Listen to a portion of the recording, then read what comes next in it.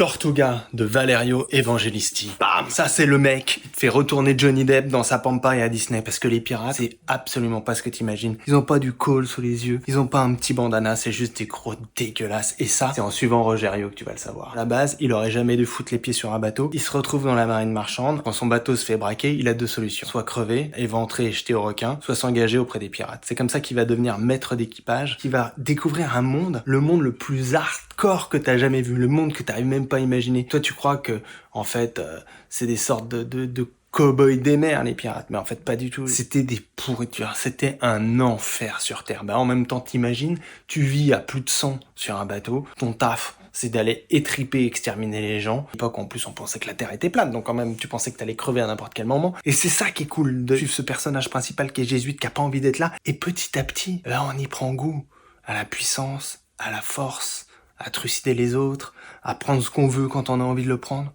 Voilà. Et ça, c'est assez fascinant. Cette histoire, elle te raconte la vraie histoire des pirates. Tu te retrouves vraiment dans un truc qui est pas du tout fantasmé. Et ça, c'est vraiment bien. Les scènes d'abordage dans le bouquin, mais c'est extrêmement bien foutu. T'as l'impression d'être sur le bateau, tu sens la coque rentrer dans l'autre, tu sens la poisse, tu sens l'odeur de la poudre, tu sens presque les tripailles sur le pont. Les pirates allaient de corps en corps, tranchant avec froideur la gorge des survivants, même lorsqu'il s'agissait de leurs propres compagnons, trop grièvement blessés pour espérer guérir. Puis ils en jetaient les cadavres à la mer, récupérant au passage les grappins à 4 pointes lancés au moment de l'assaut. L'odeur du sang était si puissante qu'elle dominait celle des embruns et étourdissait. Page Turner à mettre entre toutes les mains. Enfin bon, pas les plus sensibles, mais ça montre aussi une forme de réalité, un truc.